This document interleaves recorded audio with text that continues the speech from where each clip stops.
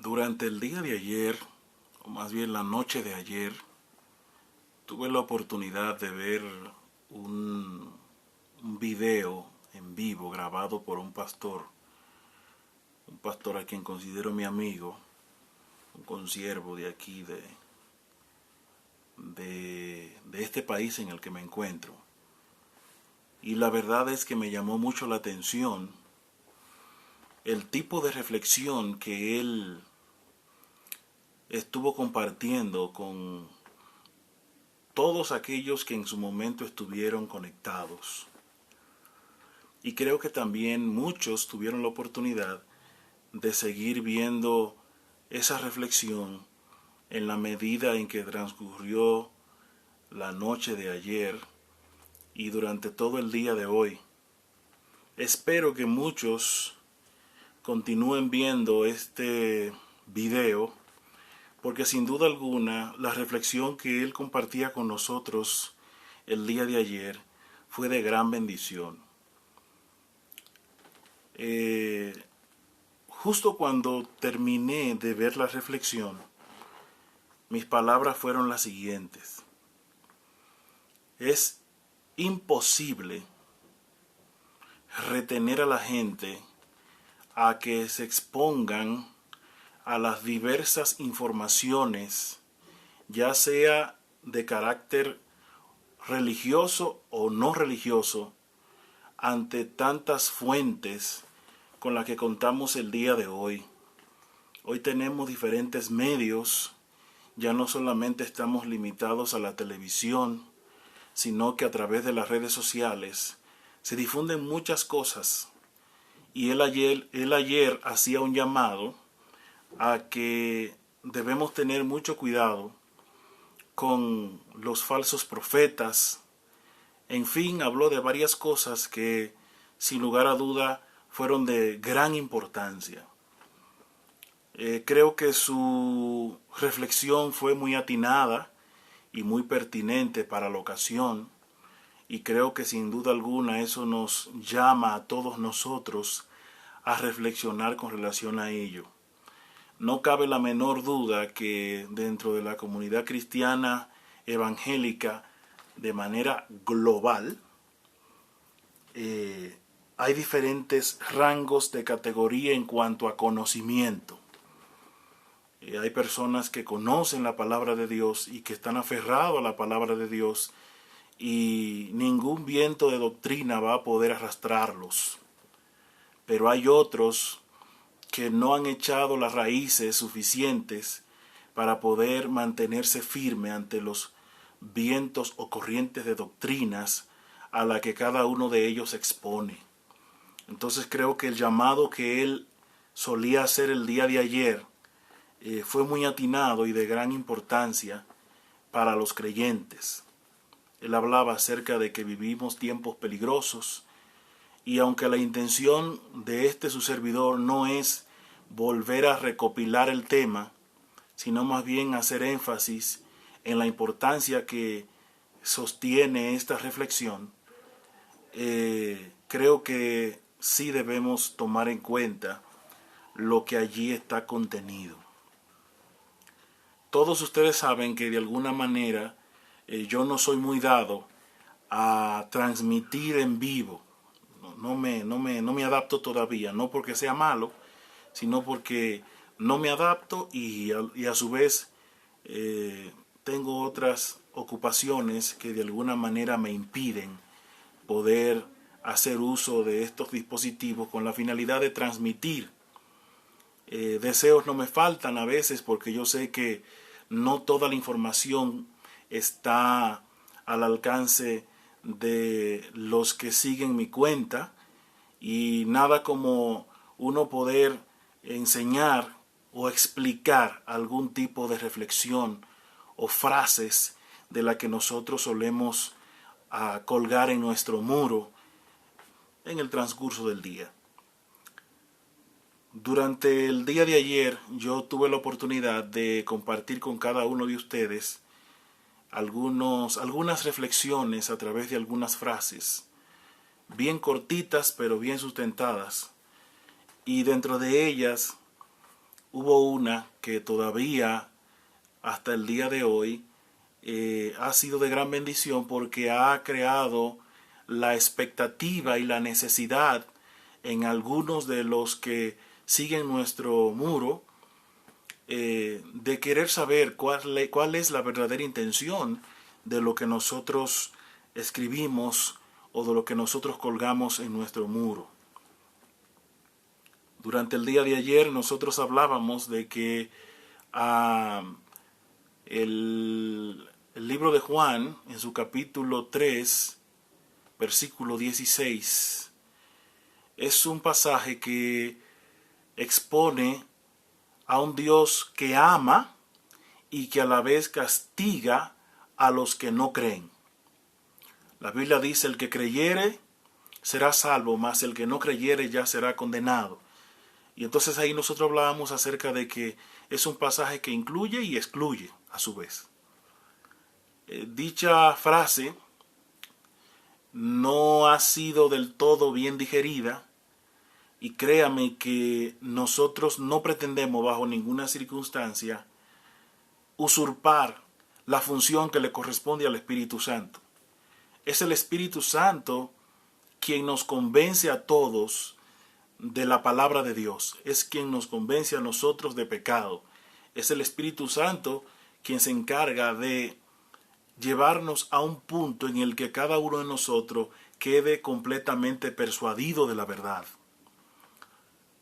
Si bien es cierto que nosotros no tenemos todo el conocimiento acerca de del contenido de la palabra de Dios, que solo Dios nos ha permitido de manera superficial conocer lo que hasta ahora Él nos ha enseñado por medio de su palabra, aunque nosotros pretendamos haber hurgado lo más profundo en la palabra de Dios, siempre nos vamos a quedar por encima. En este momento quisiera leerles a Juan capítulo 14, versículo 26. Juan 14, 26. Dice así la palabra de Dios: mas el Consolador, el Espíritu Santo, a quien el Padre enviará en mi nombre, Él os enseñará todas las cosas y os recordará todo lo que yo os he dicho. Lo voy a repetir otra vez. Mas el Consolador, el Espíritu Santo, a quien el Padre enviará en mi nombre, Él os enseñará todas las cosas y os recordará todo lo que yo os he dicho.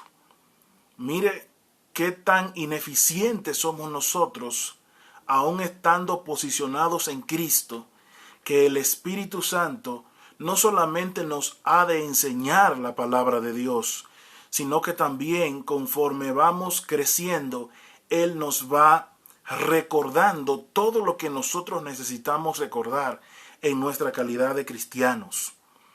Entonces, hay muchas cosas en la palabra de Dios que hasta el momento no nos han sido dadas a conocer. Hay misterios que, independientemente de que nosotros lo hayamos creído o no, permanecen firmes, son fieles y son congruentes. No hay nada que lo lleve a contradecirse a sí mismo. La palabra de Dios es un estándar y dentro de ella nosotros hemos entendido que es infalible, que es inerrante. Y a veces vemos a las personas incrédulas desde una posición estando fuera de lo que es el Evangelio y estando fuera de lo que es estar en Cristo, decir: óyete, pero parece que la palabra de Dios se está cumpliendo, porque hemos notado que todo lo que se ha venido diciendo ha estado teniendo un fiel cumplimiento a lo largo del tiempo. La palabra de Dios es verdad, es fiel, es verdadera. Hay un dato muy importante que todo cristiano debe saber y tener en cuenta, y es el hecho de que Dios es soberano. Dios es soberano.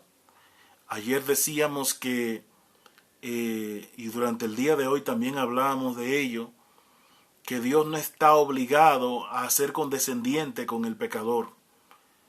Dios no tiene la obligación de ser condescendiente con el pecador. Y el pecador tampoco debe asumir el hecho de que Dios está obligado a ser condescendiente con él. Nosotros hoy en día, cuando vamos a predicar el Evangelio y anunciamos el Evangelio de Cristo, nosotros le decimos a todo el mundo que Dios ama a todo el mundo. Ahora, si Dios amara a todo el mundo, su amor no solamente fuera lo suficientemente poderoso para alcanzarlo a fin de que sean salvos, sino que también ese amor que sobrepasa todo entendimiento y que sobrepasa el amor de nosotros, es capaz de sostenernos después de haber sido alcanzado para salvación y de preservarnos hasta el último día. Entonces, nosotros no podemos pensar que el amor de Dios es falible, que es endeble, que es vulnerable. El amor mediante el cual la palabra de Dios señala que Dios ha manifestado al hombre es ese amor que lleva a Dios a entregar a su Hijo con la finalidad de que todos los que en Él creen sean salvos. Entonces, Dios es soberano. Él hace las cosas cuando quiere, como quiere y con la persona que Él quiere. Él no está obligado a actuar conforme a nuestros caprichos y conforme a nuestras exigencias. De hecho, nosotros no estamos en una posición para exigirle a Dios en lo absoluto. Al contrario, Dios nos enseña que aun cuando vamos a orar y vamos a pedir, debemos de hacerlo desde una posición de humildad, aun estando en Cristo. Eso no es haciendo referencia a los incrédulos. Él está haciendo referencia a sus discípulos y le dice, cuando oréis, no lo hagan como los escribas y los fariseos, sino háganlo de esta y esta y esta y esta manera. Entonces, Pablo hace referencia acerca de la elección. Y yo creo que hay dos puntos importantes que aún no quedan claros dentro de lo que es la iglesia de Jesucristo. Y es el tema de la predestinación, que ha sido un tema que se ha prestado a muchos debates a lo largo de la historia.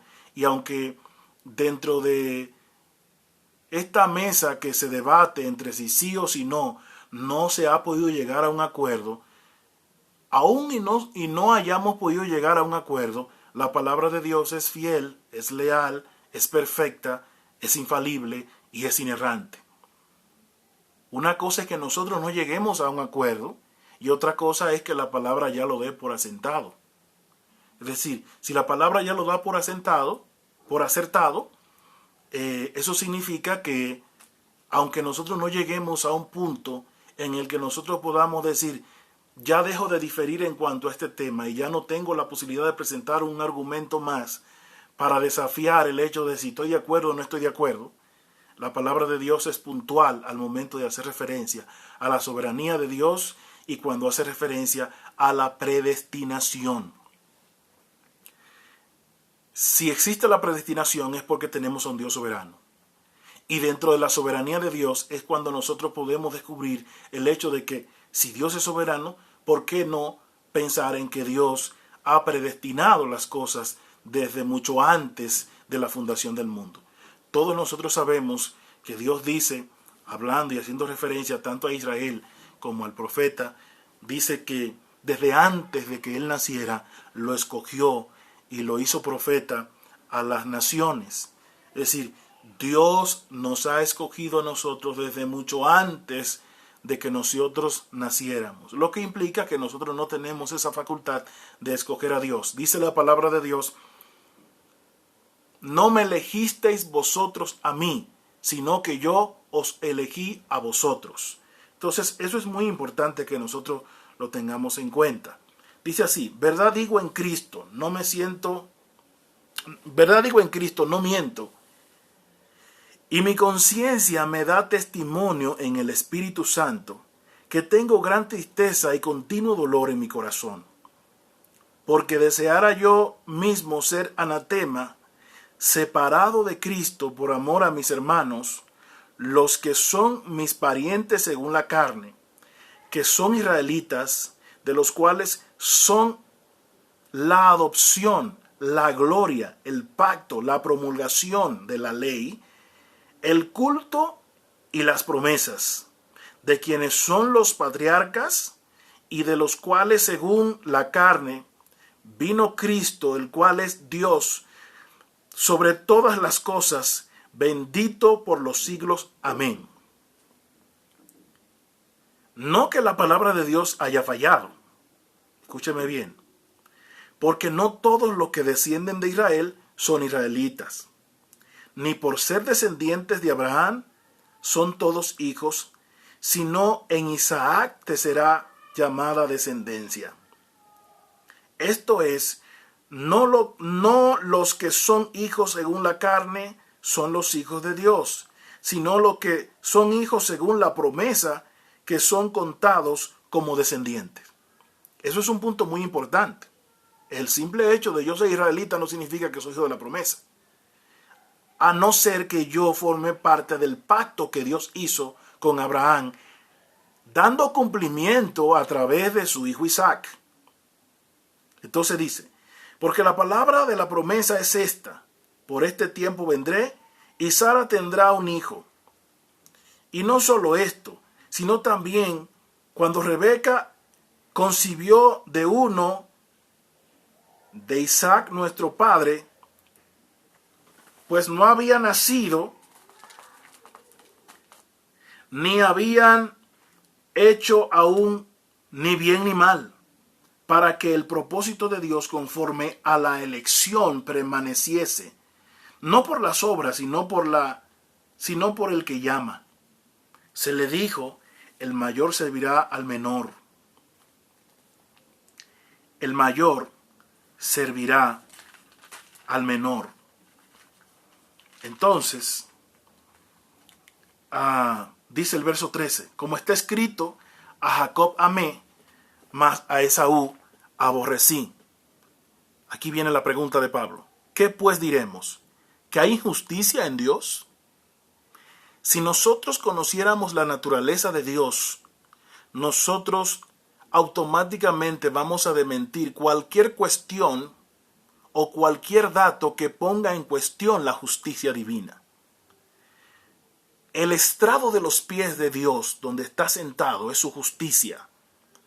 Entonces, Dios por naturaleza jamás va a actuar de manera injusta.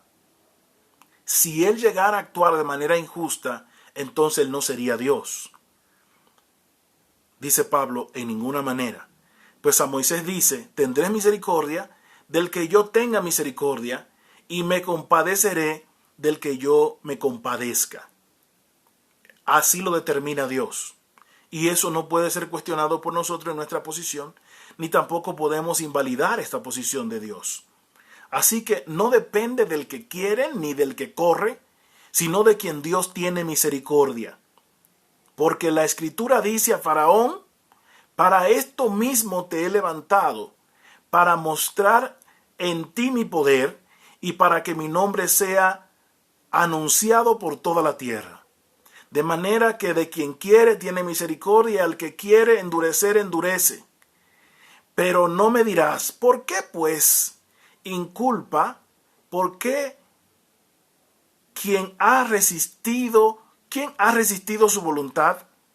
Mas antes, oh hombre, ¿quién eres tú para que alterque con Dios? Dirá el vaso de barro al que le formó, ¿por qué me has hecho así? ¿O no tiene potestad el alfarero sobre el barro para hacer de la misma masa un vaso para honra y otro para deshonra? ¿Y qué? Si Dios, queriendo mostrar su ira y hacer notorio su poder, soportó con mucha paciencia los vasos de ira preparados para destrucción, y para hacer notorias las riquezas de su gloria, la mostró para que los vasos de misericordia que él preparó de antemano para gloria, a los cuales también ha llamado, esto es, a nosotros, no solo de los judíos, sino también de los gentiles, como también Oseas dice, llamaré pueblo mío al que no era mi pueblo, y la no amada, amada, y en el lugar donde se les dijo, vosotros no sois pueblo mío, allí serán llamados hijos del Dios viviente. Es muy importante el hecho de que nosotros destaquemos esto, y aunque es un pasaje que debido a su contenido y la profundidad del mismo, a veces suele ser ignorado, para no producir algún tipo de inquietud o alguna especie de debate dentro de la iglesia cristiana, cabe destacar que aun aquellos que se oponen a creer, todo el peso y todo este contenido que de por sí es completamente absoluto, aunque usted no lo crea, Dios va a determinar hacer lo que Él quiera y cuando quiera. No depende de nosotros. Esto simple y llanamente depende de Dios. Entonces, yo sé que muchos prefieren evitar estos pasajes que ponen en evidencia la soberanía de un Dios absoluto, de un Dios justo, el cual hace misericordia con el que Él quiere hacer misericordia y que endurece de por sí a quien Él le place endurecer. Aquí vemos que la postura de Faraón no se debió a una decisión suya, sino que Dios así lo quiso para mostrar su gloria. Y hoy en día se habla acerca de la actitud que asumió el Faraón, pero a final de cuentas nosotros vemos a Dios estar por encima de la postura de Faraón, que a pesar de la dureza de su corazón, Dios se glorificó y Dios hizo notoria su gloria en todas las personas que Dios había predestinado con el fin de sacarla de la tierra de Egipto y llevarla a la tierra prometida, de la cual Él siempre hace referencia en su palabra. Entonces, no está en nosotros la capacidad de convencer a ningún creyente, no está en nosotros la capacidad de poder enseñar, porque si a final de cuentas nosotros asumimos algún tipo de rol, ya sea como maestro, como predicadores, como evangelistas, como misioneros, el único a quien se le ha asignado el ejercicio para enseñar a la iglesia es el Espíritu Santo. Acabamos de leer en Juan 14:26 que el Consolador es quien nos va a enseñar y a su vez nos va a recordar todas las cosas de las cuales Jesús nos ha venido hablando a través de las Sagradas Escrituras. Nosotros nos limitamos simple y llanamente a exponer la palabra de Dios y a final de cuentas es el Espíritu Santo quien se encargará de convencernos y de persuadirnos en cuanto a la fe para con la aceptación de la palabra de Dios en nuestros corazones. Entonces, cabe destacar que Juan capítulo 3, versículo 16, expone lo siguiente. Dios demuestra su amor entregando a su Hijo con la finalidad de que todo aquel que crea por medio de la fe en el Hijo de Dios, éste será salvo. No hay otro modo de poder ser salvo a no ser que sea por medio de la fe. Y esta fe es la única que nos va a llevar a creer en el Evangelio anunciado por Jesucristo, el Hijo de Dios, y a su vez creer que Jesucristo es el Hijo de Dios. Es una breve reflexión que queremos traer el día de hoy con la finalidad de que nosotros vayamos exponiendo nuestro corazón a la palabra de Dios con la finalidad de nosotros ir creciendo en cuanto al conocimiento de su palabra. Y no es un crecimiento que, como siempre hemos dicho, se va a evidenciar por lo mucho que tengamos acumulado en nuestro coeficiente intelectual, sino que en la medida en que nosotros creemos la palabra de Dios para la aplicación de nuestras vidas, nosotros vamos evidenciando un crecimiento y una madurez aún mayor que la que nosotros hemos recibido hasta el día de hoy. Dios les bendiga y Dios les guarde.